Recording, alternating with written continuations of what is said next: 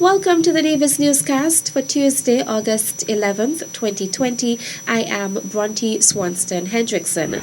The reopening of pre-primary and secondary schools on Nevis is scheduled for Monday, September 7th, 2020.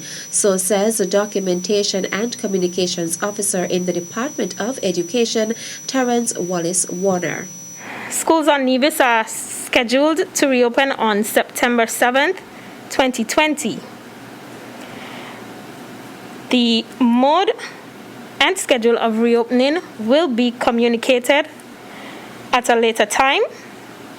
We want to reassure parents, teachers, and students that we are working with health officials to create a solid plan that can maximize on the time we will have for learning while ensuring the safety of all concerned.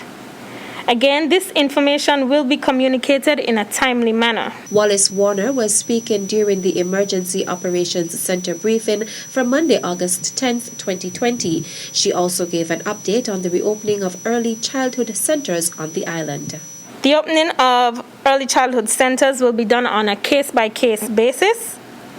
All early childhood centers were asked to submit their reopening application forms to the Department of Education.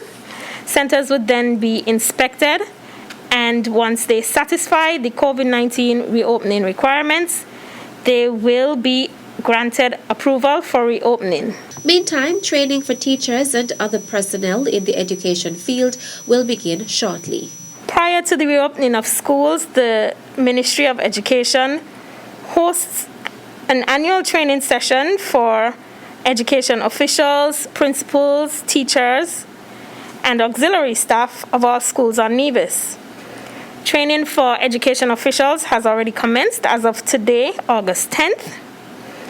Principals will report to duty on August 17th to begin their training, and teachers will report to duty from August 24th to begin their annual summer training. Documentation and Communications Officer in the Department of Education, Terence Wallace Warner.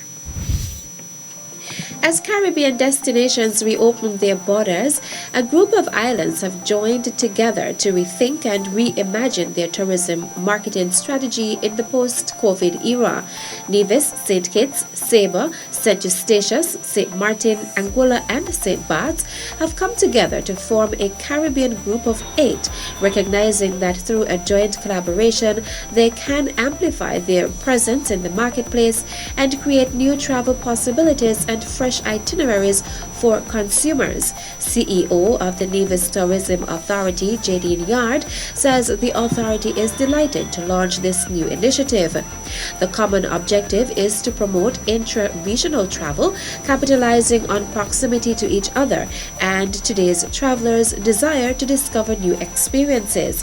The collaboration has produced an introductory video which highlights what makes each island special and different from its neighbors. The underlying message is that there is no better place than the Caribbean for travelers who are ready to venture forth when the time is right. Each island, Nevis, St. Kitts, Saba, St. Eustatius, St. Martin, Anguilla, and St. Barts is a unique encounter, reflecting the vibrant Caribbean culture, creativity, and hospitality, which has made the region the preferred destination for travelers across the globe. Together, they offer a huge array of experiences, cuisine, art, music, and literature against the backdrop of stunning landscapes, spectacular beaches, land and water sports, and boutique accommodations at a range of price points. For more information and to view the video, visit the Nevis Tourism Authority's website www.nevisisland.com.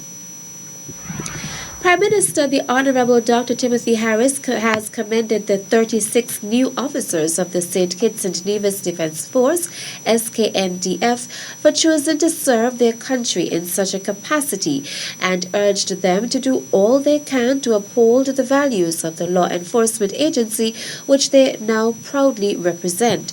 23 recruits completed 20 weeks of intense practical and theoretical training as part of the basic military course 1 of 2020 and are now officers of Alpha Company or the regular corps of the Defense Force.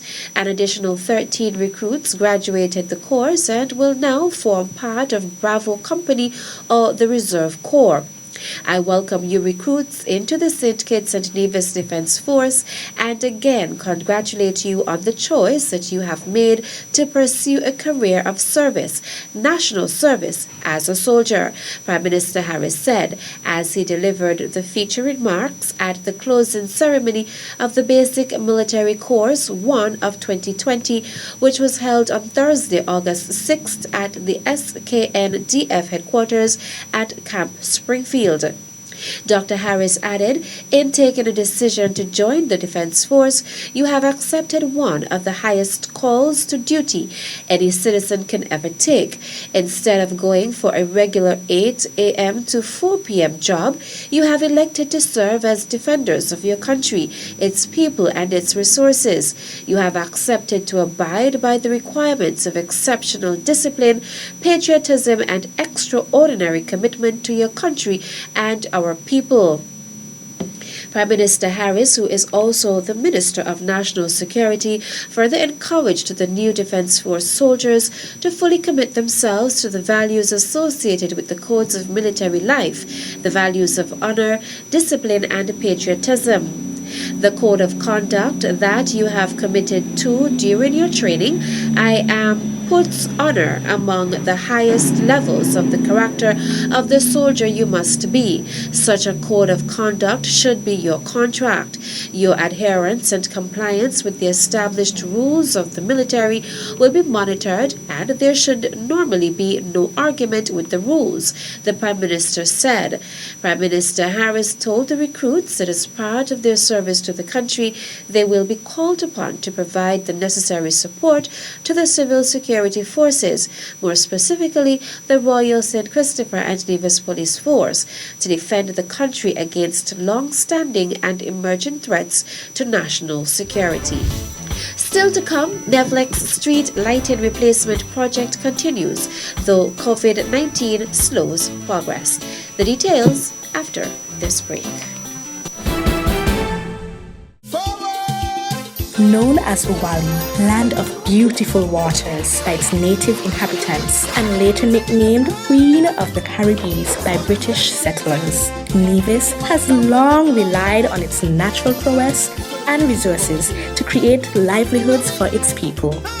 The people of Nevis have long remained connected to the gifts nature has bestowed. As an ambassador of this majestic island, it is my duty to encourage my people to nurture, preserve, and protect what makes us unique as a people and strong as a country.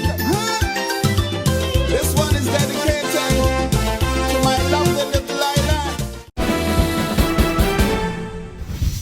Welcome back. The Nevis Electricity Company Limited's Nevlec drive to replace thousands of street lamps on the island has slowed after a quick start to its street lighting replacement project, which commenced in November 2019. The company's general manager, Mr. Gilroy Pulte, told the Department of Information recently that Nevlec remains committed to replacing all on the island with light-emitting diode LED lamps. We got off to a very, very quick start with the lighting program, and in the first few months, so the program started, I would say, about maybe 6 months ago, and in the first few months, we installed quite a few lamps. COVID-19 got in the way and slowed us down. So we have a population of lamps of about 4,000, and so the idea is to replace all 4,000 of the old lamps. So far, we have done about 50% of the lamps, and had it not been for COVID-19, and us also being affected by COVID-19 from a finance point of view, as well as our other programs being affected. So because our maintenance programs were affected, right now our resources are being put into reinforcing the grid ahead of the peak of the hurricane season. And so the focus on street lighting is not as high as it was maybe a few months ago. Had it not been for that, we'd have been finished. But at this point in time, we have done 50% of the country. The first area to benefit from the street lighting retrofitting project was the Long Point Road, with target areas of Charlestown and the Island Main Road. They also began work in a number of parishes, replacing lamps and providing additional lighting.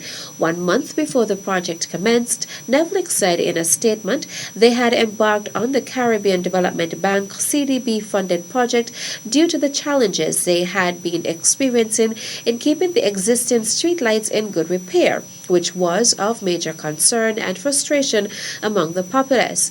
They also stated that the exercise would take place in a very structured and orderly manner for reasons of efficiency and was expected to be completed in 4 to 6 months.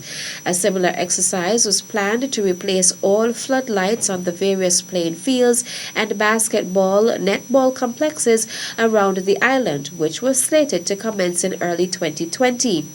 The initiatives are intended to reduce the reliance on fossil fuels and its contribution to global warming, as well as to reduce the demand for electricity, and would also positively impact the fuel surcharge.